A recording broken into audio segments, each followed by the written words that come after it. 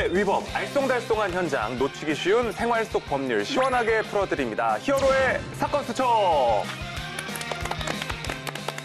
자, 오늘도 AI 그림에서 위법 사항을 같이 찾아보겠습니다. 오늘의 사건 수첩 보여주시죠. 자, 역시 화를 내고 있어요. 네, 두 분이 좀 화가 난 상황인 것 같고, 특이하게도 이 운전석의 자동차에 걔가 운전하고 있네요. 고양이 아니에요? 강아지인가요? 네, 강아지가 있는 것 같고요. 한 분은 저 경비 아저씨 같지 않나요? 주차장이니까 P가 적혀 있거든요. 아, 주차장 요원이시구나. 주차 관리자이신 것 같아요. 그럼 주차 관련해서 타툼이 벌어졌다 이렇게 저는 주차 관련해서. 네. 그리고 또 뭔가 이제 반려동물이 좀 상관관계가 있을 것 같고요, 그죠? 그렇죠. 자, 우리 그 변호사님은 좀 어떻게 예측하십니까? 강아지가 운전을 한 건 아니겠죠. 에이, 아무리 우리가 특이한 상황들을 많이 봐도 강아지가 운전을 하면 무슨 법률 위반한 거예요? 강아지가 있으면 전혀 문제가 없는 게 라인에 맞게 너무 잘 해놨어요, 지금. 근데 너무 잘 운전은 잘한다. 뭔가 굉장히 화가 난 것 같고, 네. 강아지가 좀 안쓰럽게 쳐다보고 있는 것 같아요. 제가 볼 때는. 요 그림만 보면은 잘 감이 잘 안 오시죠? 그래서 네. 좀 더 자세한 상황을 보여드리겠습니다. 두 번째 그림 보여주세요. 아, 이제 그 말풍선이 생겼네요. 우리 개가 당신보다 땡땡땡. 네, 요 발언 때문에 재판까지 간 사안입니다. 무슨 말을 했을까요? 막말을 하긴 했나 보다. 네, 그죠? 심한 말. 그렇죠. 그런 것 같아요. 세미 씨, 예. 한번 유추 한번 해보세요. 우리 개가 당신보다 주차 관리를 더 잘한다. 더 잘해. 모욕하는 잘해. 거예요. 운전 더 잘해. 저는 뭔지 알 것 같아요. 아, 그래요? 모욕과 뭔가 이렇게 경멸에 대한 욕설 같은 것 같아서 우리 개가 네. 당신보다 더 비싸. 그건 진짜 너무 네. 모욕적인데. 기자님 맞습니까? 맞습니다. 네. 야, 이 상당히 기분 나쁜 말인데요. 말 한마디로 법적 처벌까지 받게 되는 이 상황. 오늘의 법률 포인트 바로 이겁니다.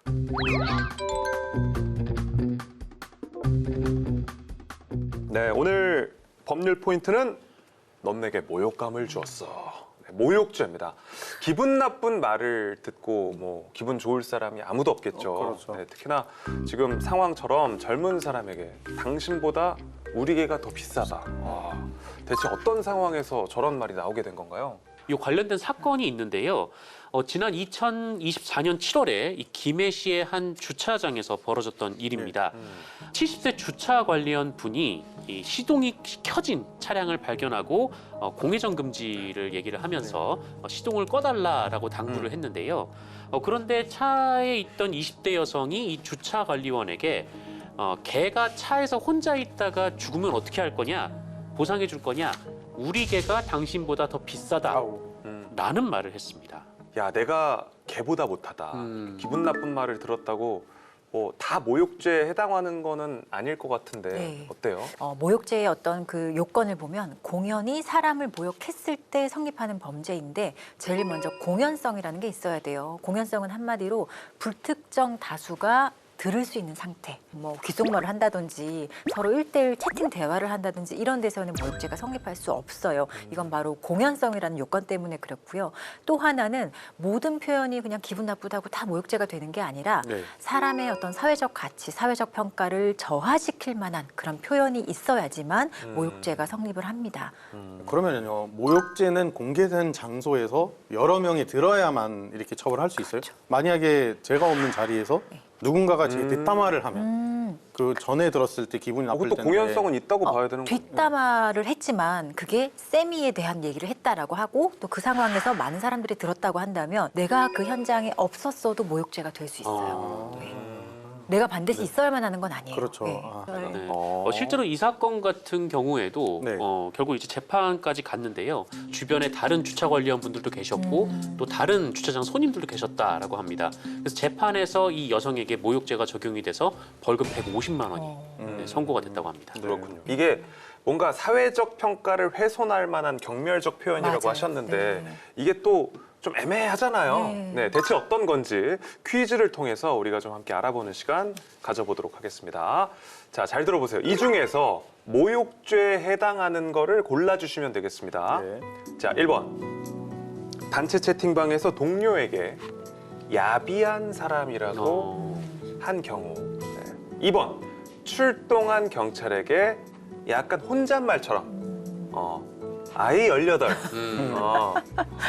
이라고 한 사람. 3번 아르바이트생에게 발암물질이라고 표현을 한 식당 직원. 정말 그 창의적인 표현들 굉장히 많거든요. 발암물질. 아니 제가 봤을 때는 일단 다 모욕적이긴 한 것 같은데 예. 우리 세미 씨 어떤 말이 좀 이렇게 딱 봤을 때 좀 만약에 내가 네. 들었다면 어떤 게 제일 좀 전 1번일 것 같아요. 야비한 사람? 네. 어. 그 급이 거의 비슷한 동료들이 보낸 앞에서 제가 욕설을 그치. 받았고 그에 대한 증거도 있습니다. 왜냐면 채팅방이니까 기록이 되었으니까. 그치 나를 또 다 알고 있는 회사 직원들 앞에서 나를 야비한 그렇죠. 사람이라고 하면 그러네. 저 기분 나쁠 수 있겠다. 기자님은 혹시 이 중에서 제일 좀 저는 그냥 표현상으로 봤을 때는 2번. 아이. 아이 18. 네, 아이 18이. 이건 뭐 그 영화에서도 들어보는 욕. 그러니까 그렇죠. 이 출동한 경찰분들 입장에서는 정말 모욕적으로 느끼셨을 것 같아서 화나서 혼잣말을 했어요 이렇게 얘기할 수 있습니다. 사실. 그 되게 다르다. 저는 발암물질 굉장히 기분 나쁠 것 같아. 누가 나한테 발암물질이라고 하면 네. 너무 싫잖아. 그러니까요. 네. 다 모욕적으로 들리는 것 같은데 어때요, 변호사님? 어떤 게 모욕적인? 정답은 네. 여기서 실제 사건이거든요. 네. 여기서 모욕죄에 해당하는 것은 딱 하나인데요. 바로 3번 발암물질이라고 발암물질. 표현한 식당 직원이 모욕죄로 판결을 받았습니다. 나머지는 모욕죄가 문제가 되었었는데 전부 다 모욕죄에 해당하지 않는다는 판결을 받았습니다. 또 이런 걸 듣고 뭐 야비한 사람이나 뭐 야이 18 막 또 쓰시면 안 되고. 표현이 문제가 아닌 거죠. 그렇죠. 이게 상황이 그죠. 문제였던 네. 거죠. 네. 아니 근데 이 왜 발암물질만 이게 야비한 사람 같은 경우도 사실은 들은 사람 되게 기분이 나빠요. 네. 그런데 모욕죄를 판단하는 기준이 피해자가 들었던 어떤 주관적인 감정이나 명예 감정만을 가지고 판단하는 것이 아니라 이 이야기가 나오게 된 맥락이라든지 평소에 가해자와 피해자의 관계 이런 걸 모든 걸 파악을 하거든요. 근데 여기서의 야비한 사람은 법원이 어떻게 판단을 했냐면 뭔가 사회적 평가를 저하시킬 정도의 어떤 경멸적 표현은 아니다. 물론 불쾌한 표현이긴 하지만 모욕죄 수준에는 이르지 않는다라고 본 겁니다. 진짜 근데 야비한 사람이면 야비한 누가 봐도 야비해. 사실 그러면 저희가 오늘 이렇게 얘기했다 그래서 야비한 사람이라고 막 말하고 다녀도 된다 이런 의미는 그건 이게 또 아니에요. 케이스에 따라서 또 예, 달라질 수 있는. 맞아요. 예. 이거는 근데 그 18. 공무집행 중에 네. 예? 이게 아이 18 이렇게 네, 해버리는 게 네. 지금 괜찮았다는 거 아니에요? 근데 사실 이게 이제 모욕죄가 문제가 됐던 사안인데 이게 경찰을 딱 특정해서 경찰한테 야이 18 이렇게 한 건 아니에요. 그냥 혼잣말로 화가 나가지고 분노의 감정으로 혼자 막 욕설을 한 건데 요 정도의 욕설 수준은 사실은 어떤 일시적인 분노의 감정을 표출한 것이지 어떤 누군가 특정한 누군가의 사회적 평가를 저하시킬 정도의 모욕죄, 경멸적 표현에는 해당하지 않는다라고 봐서 무죄가 선고됐던 사례입니다. 뒤에 만약에 아이 18 X야 했으면 그러면 달라져요. 예. 그럼 달라져. 네, 혼잣말이 아니라 정확히 경찰을 지칭해서 사람들이 보이는 야이 18 놈, X야. 네, 뭐 이렇게 한 글자가 더 붙었으면 그거 모욕죄가 될 가능성이 굉장히 커집니다. 이렇게 기분 나쁜 말을 들었을 때 명예훼손으로 고소할 거야 뭐 이런 말들 우리가 많이 하는데 예. 이 명예훼손 모욕죄랑은 어떻게 달라요? 이게 굉장히 현실에서는 조금 구분하기 어렵거든요. 네. 근데 이 두 가지 죄 모두가 사람의 어떤 사회적 평가 또 어떤 외부적인 명예를 보호하기 위해서 존재하는 범죄는 맞는데요. 네. 명예훼손죄와 모욕죄가 구분되는 가장 결정적인 지점은 어떤 구체적인 이야기를 했는가 안 했는가에 있어요. 제가 하나 예를 들어볼게요. 제가 세미 씨에 대한 소문을 막 내요. 네. 세미가 알고 보면 한국 사람인데 이집트 사람인 척 하는 거야. 라고 얘기를 하는 거. 예. 이런 경우에는 세미가 기분 나쁘겠죠. 실제 이집트 사람이니까. 네. 그리고 허위 사실을 말한 거잖아요. 그렇죠. 그런데 이때는 모욕죄가 아니라 굉장히 모욕스러운 감정이 느껴지더라도 네. 명예훼손죄의 성립 여부가 문제되는 겁니다. 아하. 그런데 만약에 제가 세미를 가지고 아까 경찰했던 것처럼 에이 뭐뭐뭐 이렇게 직설적으로. 욕설을 한다거나 아주 막 경멸적인 표현을 막 하고 다닌다. 이거는 이제 구체적인 사실에 대한 이야기가 아니고 아니라, 어떤 표현에 대한 이야기이기 때문에 그때는 이제 모욕죄가 되는 거예요. 다만 이제 명예훼손죄 같은 경우는 구체적으로 사실을 진실한 사실을 이야기해도 성립할 때가 있고 또는 허위의 사실을 이야기한다면 더 높게 강하게 처벌이 됩니다. 또 사망한 사람이 있어요. 사자 명예훼손죄라는 게 또 있는데 돌아가신 사람에 대해서도 허위 사실을 가지고 명예훼손을 했을 때는 사자에 대한 명예훼손죄가 성립을 하는데 모욕죄는 돌아가신 사람에게 대해서는 성립하지 않습니다. 예를 들어서 얘기했는데 왜 이렇게 땀을 흘려요? 아, 왜냐면은 되게 긴장하시는 것 같은데. 한국 사람인 거 아니에요? 아닙니다. 아니죠? 근데 한국 사람이면 좋죠. 그거 뭐 욕이 아니니까 오히려 좋은 거죠. 제가 그냥 얘인데. 술을 바르르 떨더라고요. 그 진실을 말해도 처벌을 하는 사실적시 명예훼손에 대해서도 폐지하자는 이야기가 네. 나오고 있던데 22대 국회에 들어서 이 사실적시 명예훼손 폐지하는 법안이 5건이 제출이 된 상태입니다. 국회 일부에서는 이 폐지를 주장하는 의원들이 있고 지금 OECD를 보면 이 한국과 일본만 이 제도를 유지하고 있지 이 대부분의 나라에서는 이제 민사의 영역으로 다루고 있다 이렇게 좀 평가를 하면서 폐지의 움직임이 나타나고 있습니다. 그렇구나. 우리 또 서혜진 변호사님 의견을 들어봐야 네. 될 것 같아요. 어떻게 생각하세요? 사실 진실한 사실을 이야기했을 때는 그 사실을 이야기하는데 어떤 공공의 이익이 있으면 사실 처벌하지 않아요. 그리고 실제 처벌 건수도 굉장히 적긴 합니다. 또 그것과 별개로 정말 사실을 막 말하고 다니는데 그 진실한 사실로 하여금 상처받는 사람도 굉장히 많습니다. 제가 했던 사건 중엔 가해자가 먼저 피해자가 나 이 사람한테 이런 행동했다. 그 사람 그런 피해 입었어라고 막 얘기하고 다니는 경우도 있었어요. 이렇게 굉장히 좀 취약한 사람 그 법률의 보호가 좀 완전치 못한 사람들에 대한 어떤 보호책을 만들어 둔 다음에 사실적시 명예훼손죄를 폐지하는 그런 수순으로 나가는 게 맞습니다. 왜냐하면 지금 혐오 표현도 굉장히 많아지고 있고 또 그 혐오 표현이 좀 사회적인 지위를 갖지 못한 사람들에게 많이 이루어지기 때문에 이들에 대한 어떤 법적인 보호망을 마련하는 것도 함께 고민되어야 한다고 생각을 합니다. 좀 뭐 SNS나 이제 뭐 너튜브 통해서 저도 이제 영상을 보면 우리나라 사람이 해외에 나가서 좀 뭐 인종차별을 당하는 영상들 오히려 이제 요즘에 막 찍어서 그렇죠. 많이 업로드도 하고 그렇더라고요. 특히 뭐 이제 아시아 사람 같은 경우에 막 칭칭충이라든지 뭐 이렇게 눈을 뭐 찍는 찢는 거, 표현을 예. 한다든지 네. 세미 씨 이야기를 안 들어볼 수가 없을 것 같아요. 세미 씨도 이제 외국인으로서 우리나라에 한국에, 들어와서 네. 지금 생활을 하고 있으니까 네. 어때요? 이런 좀 느껴본 적 있습니까? 어떤 혹시 눈이 크다는 것도 차별인가요?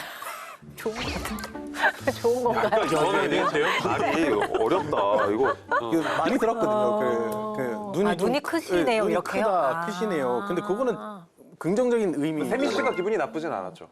나쁘진 않은 당황이 있어요. 왜냐면은 이집트에서 들어본 적이 없는 얘기거든요. 우리는 사람의 눈을 많이 칭찬하지 않아요. 네, 막 이렇게 작다, 크다, 넓다 이렇게 얘기하지 않거든요. 근데 눈이 크다. 그리고 속눈썹. 근데 그러고 보니까 너무 예쁘네요. 정말. 진짜로. 그래서 그 얘기를 들었을 때 이게 막 일종의 성희롱인가 이런 생각이 들기도 하고 기분이 나쁜 건 아니지만 이 부위에 집중해서 칭찬하거나 뭐 이렇게 언급하는 게 처음에는 당황했죠. 당황스럽고 그랬는데 지금은 기분이 좋죠.